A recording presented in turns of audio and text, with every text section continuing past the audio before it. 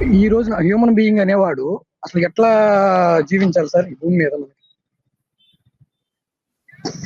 అర్థం కాలే. అంటే చాలా కోణాలు ఉన్నాయండి. ఎలా జీవించాలి అంటే ఇతరులకు అంటే నష్టం అంటే కలిగించకుండా అంటే అంటే ఏం లేదు సార్. నేనేమంటున్నానంటే ఇప్పుడు మనకి యూట్యూబ్‌లో గాని కొన్ని చోట్ల మనం చూసినప్పుడు ఇప్పుడు కొంతమంది తత్వవేత్తలు ఉన్నారు, ఫిలాసఫర్స్.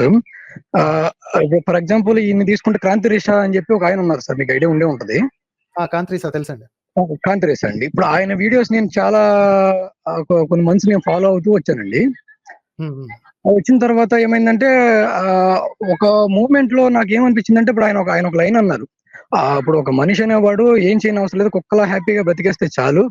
దేని గురించి ఆశించకుండా, అసలు దేని గురించి మనం ఫైట్ చేయకుండా, ఏదన్నా ఫైట్ అక్కడ జరుగుతున్నా దాన్ని అవాయిడ్ చేసి పక్కన సైలెంట్‌గా వచ్చి మన పని మనం చూసుకుంటే చాలు అన్నట్టుగా ఆయన చెప్పారు. సో, మేబీ నాకు రాంగ్‌గా అర్థమైందా? లేదంటే ఆ ఫిలాసఫీలోనే ఎక్కడన్నా తప్పుందా అని నాకు అనిపించింది. అంటే ఇప్పుడు ఎక్కడన్నా ఏదైనా గొడవ జరుగుతుందనుకోండి, ఒక కమ్యూనిస్ట్ లాగా ఆలోచించి మనం దాని గురించి ఫైట్ చేస్తుంటూ ఉంటే, నీకెందుకురా ఒక డాక్టర్‌కి ఒక డాక్టర్ వైద్యం చేసుకుంటూ బ్రతుకుతున్నాడు. ఒక లాయర్ ఏదో తీర్పు చెప్పుకుంటూ అతను ఆ లైఫ్ ఆయన కంటిన్యూ చేస్తున్నాడు. అలాగే ఒక ఇంజినీర్ కూడా తన పని తను చేసుకుంటున్నాడు. నీకెందుకు ఈ పోరాటాలు? వేరేవాడు పక్కన వాళ్ళ లైఫ్ గురించి నీకెందుకని మాట్లాడారు? సో దానివల్ల నేను అడుగుతున్నాను అనమాట. ఒక మనిషి అనేవాడు ఇతరుల గురించి ఆలోచించి ఫైట్ చేస్తూ బ్రతకొచ్చా? లేదంటే మన పని మనం చూసుకుంటూ ఇప్పుడు ఈ మతాలు లేవు, కులాలు ఉంటే ఉన్నయిలే, పోనీలే, మనెందుకు, మనకి ఈ రోజు గడిచింది చాలు కదా అనుకుని బ్రతికేస్తే చాలు అనేది నా మేజర్ డౌట్ సార్ అది.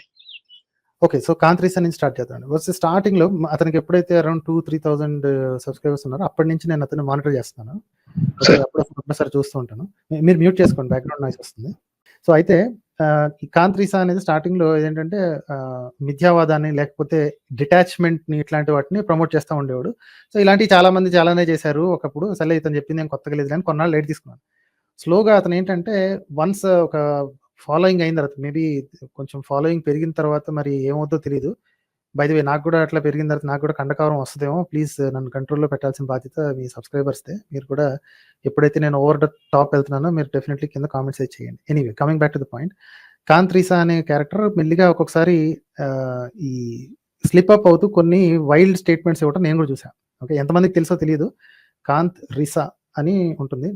Not an influential person. అవి వినకపోయినా పెద్దగా ఒరిగేదేం లేదు. వన్స్ అపాన్ ఎ టైమ్ చూసాను కాబట్టి నాకు అప్పుడప్పుడు వస్తూ ఉంటాయి. అయితే ఇతను చెప్పిన దాంట్లో ఈ డిటాచ్‌మెంట్ అనేది, కంప్లీట్ డిటాచ్‌మెంట్ అనేది దీన్ని వైరాగ్యం అనుకుంటూ ఉంటారండి. మన బతుకు మనది, ఇంకెవరితోటి కెలకాల్సిన పని లేదు. ఎవడెట్టబోతే నాకెందుకని. ద పాయింట్ ఈస్ అందరూ అలా లేరు కదా! ఇప్పుడు ఎవడన్నా మీ మీదకి అటాక్ చేయడానికి వచ్చారు. మీరు అశక్తులు. ఓకే. మిమ్మల్ని మీరు కాపాడుకోలేరు. ఇంకొక మనిషి వచ్చి కాపాడుతాడని ఎక్స్‌పెక్ట్ చేస్తారు. Nobody will come because everybody is with the same detachment theory. నాకెందుకురా భయ్! ఆడు సావేది ఆడు సస్తాడు. బతికితే బతుకుతాడు, లేకపోతే లేదు. నా పని నేను చేసుకుంటాను. You will be dead. Okay. ఆ అహంకారంతో ఆ చంపినోడు ఏం చేస్తాడు, లేదా ఆ దౌర్జన్యం చేసినోడు ఇంకొకళ్ళ మీద పడతాడు. ఎందుకంటే వాడిని ఆపలేదు కదా ఎవరుని. This is the same story అండి. This is the animal justice. నాగరికులు, బుర్రున్నోళ్ళు ఎవరైనా సరే కళ్ళెదురుగా అన్యాయం జరిగితే మీ చేతనైన రియాక్షన్ మీరు ఇచ్చి తీరాలి.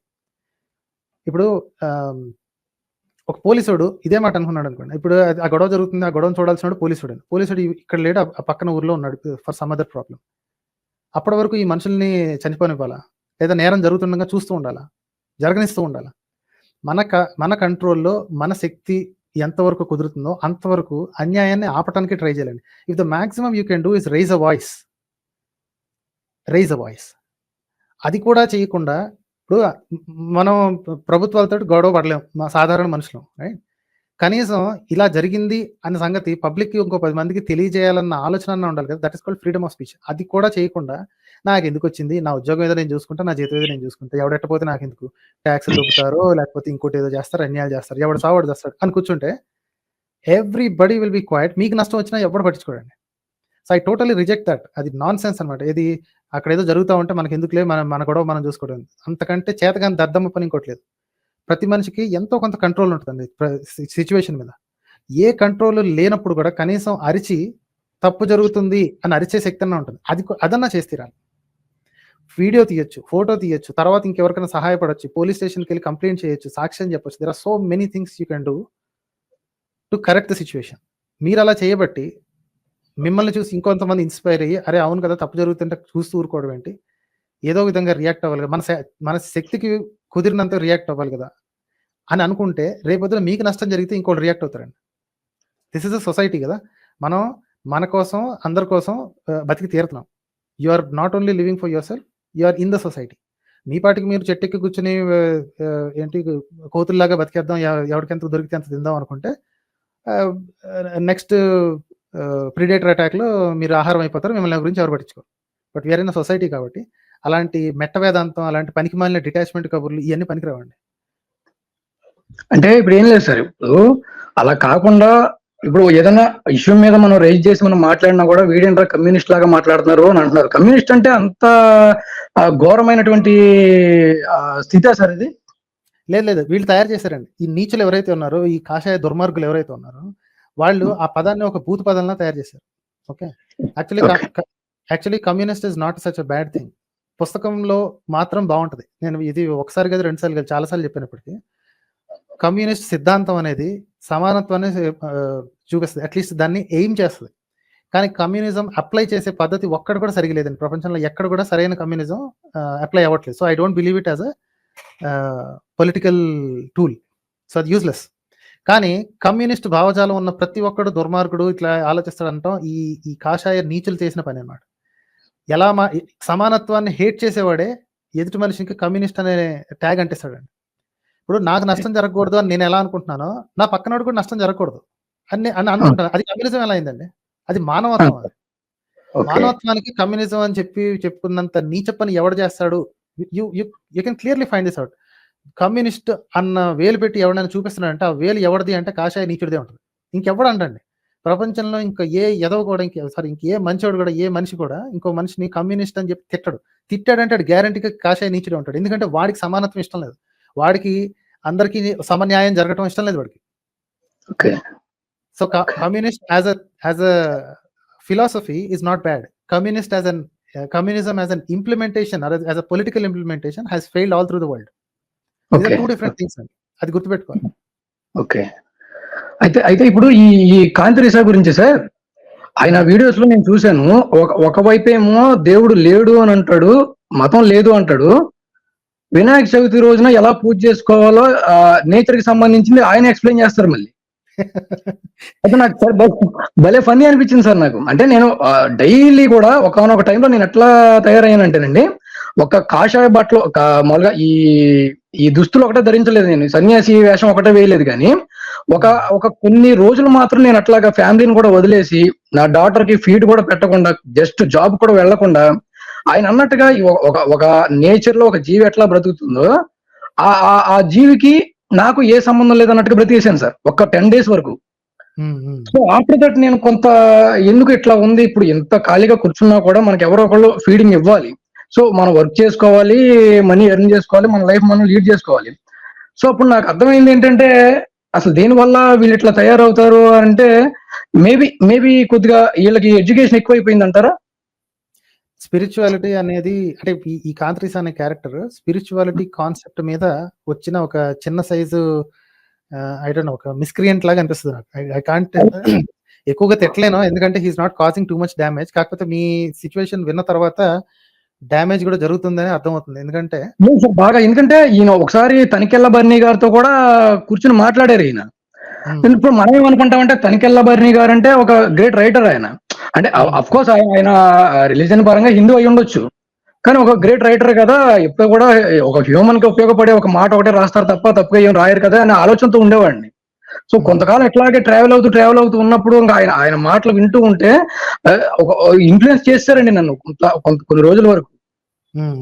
ఏమి పని పాట ఏమి చేయకుండా ఒక పురుగు ఎట్లా బ్రతికితే అలా బ్రతికేయండి, ఒక కుక్క ఎలా బ్రతికితే అలా బ్రతికేయండి అన్నట్టుగానే లైఫ్ లీడ్ చేసుకుంటూ వచ్చానండి కొంతకాలం వరకు. తర్వాత నేను ఈ మతం గురించి రీసెర్చ్ చేసి స్వామి ధర్మతీర్థ గారు రాసిన హిందూ సామ్రాజ్యవాదం, ఇట్లాగా కొన్ని స్పిరిచువల్ ఈ బుక్స్ కొన్ని చదువుకుంటూ, ఫిలాసఫీ బుక్స్ కొన్ని చదువుకుంటూ, హిస్టరీ బుక్స్ చదువుకుంటూ వచ్చినప్పటికీ ఇంకా నా మేబీ లక్కీలీ మీ ఛానల్ ఒకటి నాకు తగిలిందండి.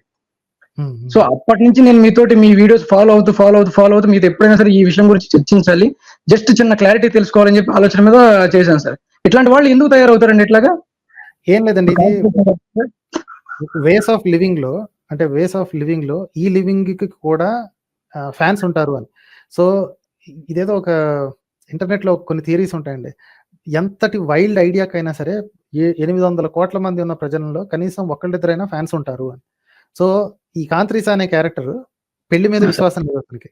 ఓకే, పెళ్లి అన్న దాని మీద విశ్వాసం లేదు, కలిసి ఉంటాను అంటాడు అంతే. ఓకే, అమ్మాయిని again it's all his personal things, నేను దాని గురించి సో ఆయన ఏంటంటే పెయింటింగ్లు వేసి ఆ పెయింటింగ్స్ నమ్ముతాను, ఆ పెయింటింగ్లు అమ్మిన డబ్బులతో నేను బతుకుతాను, right, this is life. And then ఆ ఖాళీ టైంలో ఏం చేస్తాడు అంటే ఇట్లాంటి చెప్తా ఉంటాడు, ఎవరో ఒకళ్ళు వచ్చి అడుగుతా ఉంటారు, కింద కూర్చొని మాట్లాడతాను. కొంచెం ఎక్సెంట్రిక్ బిహేవియర్ అయితే కనిపిస్తుంది, విచిత్రమైన వేషధారంతో. Again that's all his personal choice అనుకోండి, మనకు సంబంధం లేదు. మనకు సంబంధం ఎక్కడ వస్తుంది అంటే ఏంటి, ఎప్పుడైతే అతను చెప్పే దీంతో జనాలు అఫ్లిక్ట్ అయ్యి రియల్ డ్యామేజ్ ఎప్పుడైతే జరుగుతుందో, మీకైతే పెద్ద డ్యామేజ్ జరగలేదు, మేబీ ఒక 10 days పోయి ఉంటుంది మీ జీవితంలో, 10 days మిస్ అయ్యి ఉండొచ్చు. కానీ కొంతమంది ఇలాగే వదిలేసి వెళ్ళిపోయిన వాళ్ళు, right, and this is the reason why I don't like this gurus and ఈ జగ్గి వాసుదేవ్ గాని, శ్రీశ్రీ గాని, ఇలాంటి ఈ మఠాలు, ఇట్లాంటి ఫౌండేషన్లు ఏంటంటే నాకు ఒళ్ళుమంటే. ఎందుకంటే మనుషుల్ని తిన్నగా బతికే మనుషుల్ని, వాళ్ళ పనులు వాళ్ళు చేసుకుని వాళ్ళ కుటుంబాలను పోషించుకునే మనుషుల్ని ఈ ప్రపంచం అంతా మిథ్య అది ఇది అని చెప్పి అడ్డమైన దిక్కుమాలిన మెట్ట వేదాంతం ఒకటి నేర్పించి చెడగొడుతుంటారు. అవును సార్, ఆ జగ్గి వాసుదేవ్ ఏమో ఒక పక్కన స్కామ్ చేశారు అని చెప్పి చెప్తూ ఉంటే, ఈయనేమో ఆయన రాసిన మరణం అనే బుక్ ఒకటి చూపించి ఇన్స్పైర్ చేస్తున్నారు. ఈయన చెప్తాను కదా, వీళ్ళందరూ all these belong to the same species అండి. వీళ్ళందరూ ఒకే జాతికి చెందిన ఒక, దాన్ని ఏమంటారు, ఐ డోంట్ నో, అది పురుగుల్లోనే అనుకోవాలి. పరాన్నజీవులు మనుషులు మైండ్లను తొలిచేస్తున్నారు. ఇప్పుడు స్ట్రెస్ ని వీళ్ళు ఏంటంటే ఎస్కేపిస్ట్లు అండి. ఫస్ట్ థింగ్ ఏంటంటే మనిషి జీవితంలో స్ట్రెస్సెస్ అనేవి ఉంటాయి. ఎందుకంటే మనం తయారు చేసుకున్న నాగరికత, మనం తయారు చేసుకున్న పద్ధతులు, అందులోంచి బతకాలి అంటే మనం కొంచెం కష్టాలు పడాలి. వీళ్ళు ఏంటంటే అసలు కష్టం ఎందుకు, ఏం కష్టం అక్కర్లేదు, బయటికి పోదాం పదని, కడుపు నిండిన మాట్లాడండి ఇవన్నీ. సార్ అవును సార్, అవును సార్, ఈ మన జిడ్డు కృష్ణమూర్తి గారి బుక్స్ గురించి చెప్తారు. ఆయన కూడా సేమ్ ఎట్లాంటి ఫిలాసఫీని చెప్పారంట, అదొకటి తీసుకోమంటారు అంటే మీరు అన్నారు కదా. ఇప్పుడు జిడ్డు కృష్ణమూర్తి ఇంకోసారి మీరు సొంతంగా చదవండి, ఆయన ఇంత మూర్ఖంగా అయితే మాట్లాడలేదు ఇప్పుడు. బికాస్ వీడియోలు కూడా ఉంటాయి. Jiddu Krishnamurti he has his own channel, అది ఎప్పుడైనా చచ్చిపోయారనుకోండి కానీ, బట్ స్టిల్ ఆ ఛానల్లో రిలీజ్ అవుతుంటాయి. వీళ్ళు చెప్పిన కథలు చూడకుండా డైరెక్ట్ గా జిడ్డు కృష్ణమూర్తి తన నోటితో ఏం చెప్పారు ఒకసారి వినండి. అతన్ని ఫిలాసఫర్ అనొచ్చండి, యూ కెన్ కాల్ హిమ్. అంటే మన సమకాలీన టైంకి దగ్గరలోనే ఉన్నారు కాబట్టి అతన్ని మన సమకాలీనుడైన ఫిలాసఫర్ అని అనొచ్చు, రైట్. ఈ జగ్గి గాని, శ్రీశ్రీ గాని, కాంత్రీసా, వీళ్ళందరూ పరాన్న జీవులండి. These are not at all this thing. ఎందుకంటే వాళ్ళు కడుపు నిండిన తర్వాత ఇదంతా వేస్ట్ అంటారు. అదే సార్, ఇప్పుడు యోగి వేమన గురించి మాట్లాడతారు, రామకృష్ణ పరమహంస గురించి మాట్లాడతారు. ఆయన ఏవైనా చెప్పుకునేవ్వండి, మీరు డైరెక్ట్ గా చూసి మీకేం అర్థమైందో మీరు అర్థం చేసుకోవాలి, అంతేగాని వాళ్ళ రివ్యూలు తీసుకోవద్దండి. ఇప్పుడు రివ్యూ తీసుకోవట్లేదు సార్, అంటే మనం దాన్ని ఎట్లాగా మనం తీసుకోవాలి, ఎందుకంటే ప్రతిదీ చదవాల్సిందే, ప్రతిదీ చదవాలి. మీకు ఇంట్రెస్ట్ ఉంది అనుకోండి, you think it effects you, మీకు అది ఎందుకు నచ్చింది, అతను చెప్పాడు కాబట్టి నేను చదవాలనుకుంటే మీరు డైరెక్ట్ గా చదవండి, అంతేగాని అతను చెప్పిన దాన్ని బట్టి మీరు అభిప్రాయాలు పెట్టుకోవద్దు. వేమన బాగా చెప్పాడు అని నిజమైనా సరే మీ కళ్ళతో చూస్తే తప్ప అది మంచిదో కాదో మీకు తెలియదు, ఎందుకంటే మీకు అర్థం కావాలి కదా ఫస్ట్ ఏం చెప్పాడు అనేది. కొన్ని చోట్ల వేమన ఒక పక్క నాస్తికవాదిలాగా, ఒక చార్వాకవాదిలాగా క్లియర్ గా కనిపిస్తుంది. ఇంకొన్ని శ్లోకాల్లో ఏమో భక్తుడిలాగా కనిపిస్తుంది. ఇంకొన్ని చోట్ల ఏమో కులానికి బద్ధ వ్యతిరేకలాగా ఉంటుంది. 1-2 చోట్ల ఏమో కులానికి అనుకూలంగా మాట్లాడినట్టు అనిపిస్తుంది. So you have to take each one separately. అన్ని వేమనే రాశాడు అన్నదానికి కూడా గ్యారెంటీ లేదు, రైట్. మధ్యలో ఇరికిచ్చిన వాళ్ళు ఉండొచ్చు, యాడ్ చేసిన వాళ్ళు ఉండొచ్చు. పురాణాలు, రామాయణం, భారతాల్లోని ఇరికిచ్చిన వాళ్ళు వేమన శతకంలో ఇరికించలేదు ఏంటండి మన వాళ్ళు. నిజండి, కరెక్ట్ అండి, కరెక్ట్. రీసెంట్ గా బౌద్ధం గురించి తెలుసుకోవడానికి బొర్రా గోవర్ధన్ గారు అని చెప్పి ఒక ఆయన ఉన్నారు సార్, మీరు వినే ఉంటారు.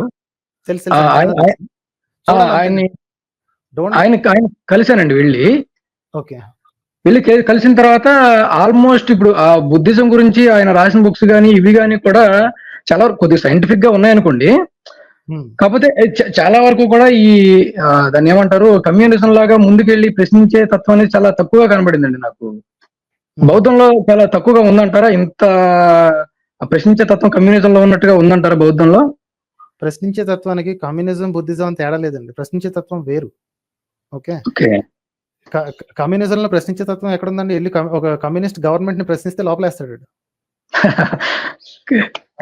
ఇప్పుడు చైనాలో వెళ్ళి షీ జిన్పింగ్ ని వాడికి అగైనెస్ట్ గా ఒక డెమాన్స్ట్రేషన్ పెట్టి చూడండి, సాయంత్రానికి మీరు కనపడరు. అవునండి. ప్రశ్నించడానికి కమ్యూనిజానికి సంబంధం లేదండి. Implementation of communism is not at all equal. ఇది రేషనాలిటీ అన్నది మాత్రం అన్ని ఓకే. మతాల్లోని కొంత కొంత ఉంటదండి. సొంత ఓకే. మతం మీద అప్లై చేయమంటే చేయదు. Same thing with Buddhism also. Okay. మిగతా మిగతా ప్రాపంచిక విషయాలన్నిట్లోని చక్కగా రేషనల్‌గా కనిపించి, తన సొంత మతంలో ఉన్న కొన్ని కొన్ని ఈ పాషండమైన ఆలోచనల్ని క్వెషన్ చేయగానే వెంటనే మీకు మిగతా మతాల్లాగా సమర్థించుకోవడం కనిపిస్తా ఉంటది. Okay. So, you don't need religion అండి. మీకు కావాలంటే అన్ని పుస్తకాలు చదవండి. అది చదివి మీకేం అర్థమైందో తీసుకొని తీసి పక్కన పెట్టండి. అంతేగాని వీళ్ళు చెప్పారు గదా! ఇది కరెక్టే గదా! నేను ఇది ఫాలో అయిపోతాను. Never be a follower. Okay. Okay. Okay. Agree to things. వాటిని మీరు అగ్రీ చేయొచ్చు, డిసగ్రీ చేయొచ్చు. అంతే తప్ప నేను దీన్ని ఫాలో అవుతానని. మీ దారిని మీరు తయారు చేసుకోండి. యాక్చువల్లీ మీరు వినదలుచుకుంటే బుద్ధుడు చెప్పింది కూడా అదే. నేనేదో నాకు ఓకే. నోటికొచ్చింది చెప్తానబ్బా! నీకు బ్రెయిన్‌కి అర్థమైంది నువ్వు చెయ్యి. నీ దారి నువ్వే చూసుకో. బి యువర్ ఓన్ లైట్ అంటాడండి. That's what okay. Buddha says. Be your own light. Don't follow me. Okay. Right. సొంత తెలివి లేనోళ్ళు మాత్రమే ఇంకొకళ్ళని ఫాలో అవుతారండి. మిగతా వాళ్ళు ఏం చేయాలి అంటే, అందరూ చెప్పే మాటలు వినాలి. మన మైండ్‌లో కాసేపు రన్ చేయాలి. మనకేది పనికొస్తుందో తీసుకొని అది మనం చేసుకోవాలి. Make it yours. ఓకే అదే. అండి? Okay sir. రైట్ సార్ అయితే.